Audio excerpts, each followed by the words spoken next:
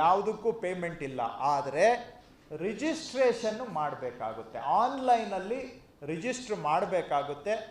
ಎಲ್ಲಿ ರಿಜಿಸ್ಟ್ರ್ ಮಾಡಬೇಕು ಅಂಥೇಳಿ ಇನ್ನು 1-2 ದಿನದಲ್ಲಿ ನಾವು ನಿಮ್ಮ ಮುಖಾಂತರ, ಸೋಷಿಯಲ್ ಮೀಡಿಯಾ ಮುಖಾಂತರ ನಾವು ಅದಕ್ಕೆ ಮಾಹಿತಿಯನ್ನು ಕೊಡ್ತೇವೆ. ಬಟ್ ರಿಜಿಸ್ಟ್ರೇಷನ್ ಅವಶ್ಯಕತೆ ಯಾಕೆ ಅಂದರೆ, ತಮಗೆ ಗೊತ್ತು ಈ ಏರಿಯಾ ಸ್ವಲ್ಪ ಸೆನ್ಸಿಟಿವ್ ಏರಿಯಾ ಆಗಿರೋದ್ರಿಂದ, ಜನಗಳಿಗೆ ಫ್ರೀ ಮೂಮೆಂಟು, ಫ್ರೀ ಆಕ್ಸೆಸ್ ಕೊಡ್ತಾ ಇರೋದ್ರಿಂದ ಎಂಟ್ರೆನ್ಸಲ್ಲಿ ಅವರು ಬರೋವಾಗ ಮೊದಲೇ ಮನೆಯಲ್ಲೇ ಅವರು ಪ್ರೀ ರಿಜಿಸ್ಟರ್ ಆಗಿಬಿಟ್ಟು ಬರ್ಬೋದು. ಎಂಟ್ರೆನ್ಸಲ್ಲಿ QR ಕೋಡನ್ನು ಚೆಕ್ ಮಾಡಿ ಒಳಗಡೆ ಬಿಡ್ತಾರೆ. ಯಾವುದಕ್ಕೂ ಚಾರ್ಜಸ್ ಇಲ್ಲ. ಆದರೆ ರಿಜಿಸ್ಟ್ರೇಷನ್ ಮಾಡ್ಕೋಬೇಕು. ಅವರು ಎಲ್ಲಿ ರಿಜಿಸ್ಟರ್ ಮಾಡಬೇಕು ಅನ್ನೋದು ಒಂದು 2 ಡೇಸಲ್ಲಿ ನಾವು ಕೊಡ್ತೇವೆ.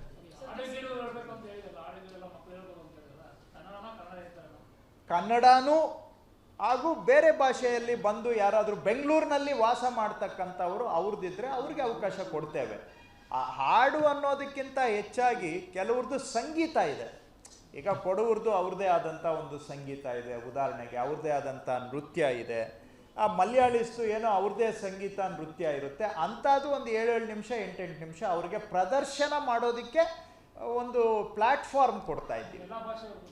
ಯಾರು ಬೆಂಗಳೂರಿನಲ್ಲಿ ವಾಸ ಇದ್ದಾರೆ ಅವರೆಲ್ಲರಿಗೂ ಕೊಡ್ತೇವೆ. ಅದರಲ್ಲಿ ಎಷ್ಟು ನಮಗೆ ಟೈಮ್ ಲಿಮಿಟೆಡ್ ಇರುತ್ತೆ. ಮೊದಲೇ ಯಾರು ರಿಜಿಸ್ಟರ್ ಮಾಡಿಕೊಡ್ತಾರೆ ಅವ್ರಿಗೆ ಕೊಡ್ತೀವಿ. ಅದಕ್ಕೆಲ್ಲ ರಿಜಿಸ್ಟರ್ ಆಗಬೇಕು, ಅವರು ರಿಕ್ವೆಸ್ಟ್ ಕಳಿಸ್ತಾರೆ. Which one? Yeah No, we have tied up with, because we don't want to get into selecting who is coming, who is exhibiting. We have tied up with Soul Sante to curate.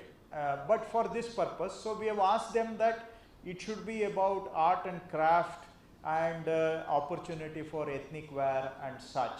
So we have asked them to be very sensitive of the occasion, but we have tied up with Soul Sante to get it organized. But ಮಾಡಿದ್ದೀವಿ. ಹೌದು. ಅದಕ್ಕೇನೆ pre ರಿಜಿಸ್ಟ್ರೇಷನನ್ನು police ಅವರ ಒಂದು ಇನ್ಸಿಸ್ಟೆನ್ಸ್ ಮೇರೆಗೇ pre register ಮಾಡಬೇಕು ಅಂಥೇಳಿ ನಾವು ಅದನ್ನು ಮೊದಲು ನಮಗೆ ಆಲೋಚನೆ ಇರಲಿಲ್ಲ. ಆದರೆ ಭದ್ರತಾ ದೃಷ್ಟಿಯಿಂದನೇ ಪ್ರೀ ರಿಜಿಸ್ಟ್ರೇಷನ್ ಇದ್ದರೆ ಆಟೋಮ್ಯಾಟಿಕಲಿ ಯಾರೇ ಆಗಲಿ ರಿಜಿಸ್ಟರ್ ಆಗಿರೋರು ಒಳಗಡೆ ಬಂದರೆ ಅವರು ಸ್ವಲ್ಪ ಆವಾಗ ನಮಗೆ ಯಾರು ಬಂದಿದ್ದಾರೆ ಯಾರು ಹೋಗಿದ್ದಾರೆ ಅನ್ನೋದು ಗೊತ್ತಿರುತ್ತೆ. ಆ ಕಾರಣಕ್ಕಾಗಿ ಅವರು ಸ್ವಾಭಾವಿಕವಾಗಿ ಸ್ವಲ್ಪ ನಡವಳಿಕೆ ಗಂಭೀರತೆ ಇರುತ್ತೆ ಅಂಥೇಳಿ ಪ್ರೀ ರಿಜಿಸ್ಟ್ರೇಷನ್ ಮಾಡಿದ್ದೇವೆ. ಜೊತೆಗೆ ಅಲ್ಲಿ CCTV ಕ್ಯಾಮ್ರಾ ಹಾಕೋದು, ಲೈಟ್ಸ್ ಹಾಕೋದು ಅದೆಲ್ಲ ಇದ್ದೇ ಇರುತ್ತೆ. ಹೆಚ್ಚಿನ ಭದ್ರತೆಯನ್ನು ನಾವು ಒದಗಿಸ್ಕೊಳ್ತೇವೆ ಎಲ್ಲ ಕಡೆಯಿಂದನೂ ಕೂಡ. ಮತ್ತು ಇದು ಇಂಡಿಪೆಂಡೆನ್ಸ್ ಡೇ ಸೆಲೆಬ್ರೇಷನ್ ಆಗಿರೋದ್ರಿಂದ ಜನಗಳೂ ಸಹ ಒಂದು ಸದಭಿರುಚಿಯಿಂದ ಸೆಲೆಬ್ರೇಟ್ ಮಾಡ್ತಾರೆ ಅಂತ ಅಂದ್ಕೊಂಡಿದ್ದೇವೆ. ಬಟ್ ಹಾಗಂತೇಳಿ ನಾವೇನು ಎಚ್ಚರ ತಪ್ಪುವಂಥದ್ದು ಇಲ್ಲ.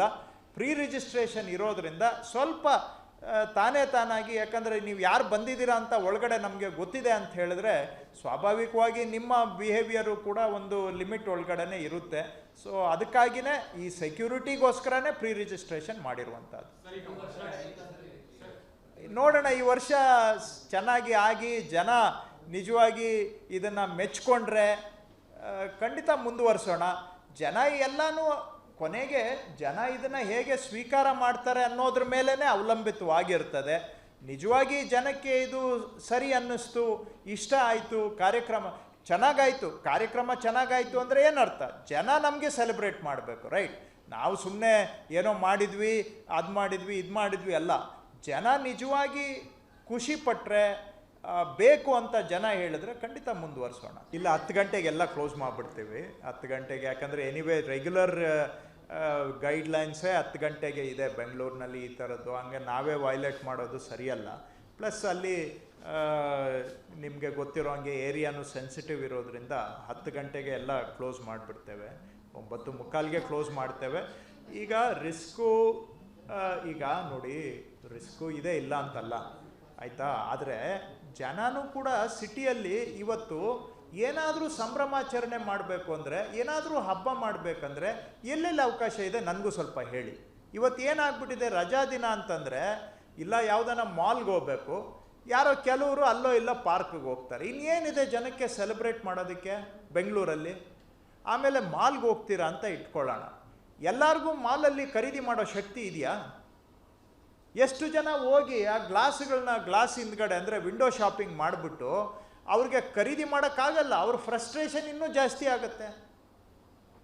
ಏನೋ ಸಿನಿಮಾಗೆ ಹೋಗ್ಬೋದು, ಒಂದು ಮಾಲಲ್ಲಿ ಹೋಗಿ ಓಡಾಡ್ಕೊಂಡು ಬರ್ಬೋದು, ಪಾರ್ಕ್ ಹೋಗ್ಬೋದು, ಬಿಟ್ಟರೆ ಬೆಂಗಳೂರಲ್ಲಿ ಜನ ಸೆಲೆಬ್ರೇಟ್ ಮಾಡೋದಕ್ಕೆ ಎಲ್ಲೆಲ್ಲಿ ಅವಕಾಶ ಇದೆ? ನಾವು ಏನಾದರೂ ಅವಕಾಶಗಳು ಮಾಡಿಕೊಡ್ಬೇಕಲ್ವಾ? ಜನ ಫ್ಯಾಮಿಲಿ ಮಕ್ಕಳ ಜೊತೆ ಬಂದು ಏನಾದರೂ, ಈಗ ಇಲ್ಲ ಅಂತ ಹೇಳಿದ್ರೆ ಹಬ್ಬ ಅಂತಂದರೆ ಏನು, ಈಗ ಬೇರೆ ಇದು ರಿಲಿಜಿಯಸ್ ಫೆಸ್ಟಿವಲ್ ಅಂತ ಇಟ್ಕೊಳ್ಳೋಣ. ಏನು ರಿಲಿಜಿಯಸ್ ಫೆಸ್ಟಿವಲ್? ಬೆಂಗಳೂರಲ್ಲಿ ಒಂದು ಪೂಜೆ ಮಾಡಿಬಿಟ್ಟು ಒಂದು ವಿಶೇಷ ಅಡುಗೆ, ಇಷ್ಟೇ ಆಗಿಬಿಟ್ರೆ ಹಬ್ಬ ಆಗುತ್ತಾ? ನಾವೆಲ್ಲ ಮೂಲ ಹಳ್ಳಿಯಿಂದ ಬಂದವರು. ನಮಗೆ ಹಳ್ಳಿಯಲ್ಲಿ ಏನೇ ಒಂದು ಹಬ್ಬ ಅಂದರೆ ನಿಜವಾಗಿ ಎಲ್ಲ ಸೇರಿ ಏನೋ ನಾವು ಒಂದು ಜಾತ್ರೆ ಗೀತ್ರೆ ಮಾಡ್ತಾಯಿದ್ವಿ. ಬೆಂಗಳೂರಿಗೆ ಬಂದ ಮೇಲೆ ಈಗ ಎಲ್ಲಿ ಆಚರಣೆ ಮಾಡೋದು? ಫ್ಯಾಮಿಲಿಗೂ ಏನಾದರೂ ಈ ಥರ ಬೇಕಲ್ವ ಆ್ಯಕ್ಟಿವಿಟೀಸು. ರಿಸ್ಕ್ ಇದೆ, ನೀವು ಹೇಳ್ದಂಗೆ ಇಲ್ಲ ಅಂತ ನಾನೇನು ಹೇಳ್ತಾ ಇಲ್ಲ. ಆದರೆ ನಾವು ಸಿಟಿ ವಾಸ ಮಾಡೋ ಜನಗಳಿಗೆ ಒಳ್ಳೆ ಜೀವನ ಗುಣಮಟ್ಟ ಸಿಗಬೇಕು ಅಂದರೆ ಇನ್ಫ್ರಾಸ್ಟ್ರಕ್ಚರ್ ಮುಖ್ಯ, ಆದರೆ ಜೀವನ ಸೆಲೆಬ್ರೇಟ್ ಮಾಡೋದು ಕೂಡ ಮುಖ್ಯ. ಅದು ಮಕ್ಕಳು ತಂದೆ ತಾಯಿಗಳ ಜೊತೆಗೆ ಎಲ್ಲೋ ಒಂದಿನ ಬಂದು ವಿಧಾನಸೌಧ ಸುತ್ತ ಓಡಾಡಿಕೊಂಡು ಏನೋ ಒಂದು 4 ಕ್ಷಣ ಅವ್ರು ಸಂತೋಷ ಪಟ್ಟರೆ ಆ ಸಂತೋಷಕ್ಕೆ ನಾವು ಬೆಲೆ ಕಟ್ಟೋಕ್ಕಾಗೋದಿಲ್ಲ. ಅಂತಹ ಅವಕಾಶಗಳನ್ನ ಮಾಡಿಕೊಡ್ಬೇಕು ಅನ್ನೋದು ಎಚ್ಚರಿಕೆಯಿಂದ ಮಾಡ್ತೇವೆ. ನೀವು ಹೇಳಿದ್ದನ್ನು ನಾವು ಗಮನದಲ್ಲಿ ಇಟ್ಕೊಂಡು ಎಚ್ಚರಿಕೆಯಿಂದ ಮಾಡ್ತೇವೆ.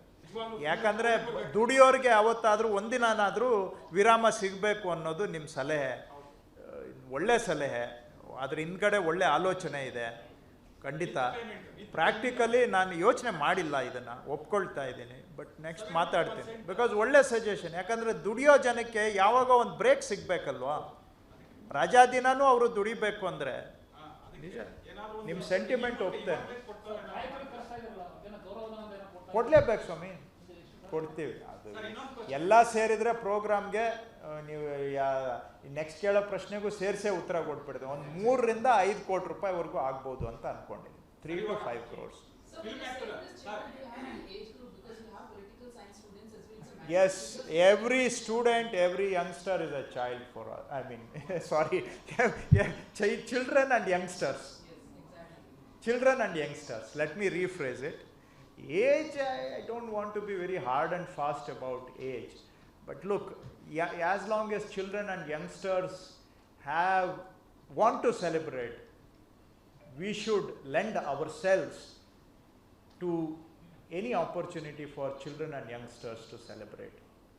They are the indicators of the health of the society. Yeah, we will, any student we will extend it to all student age, youngsters and children. Point taken. Assembly hall, yeah. We'll give access.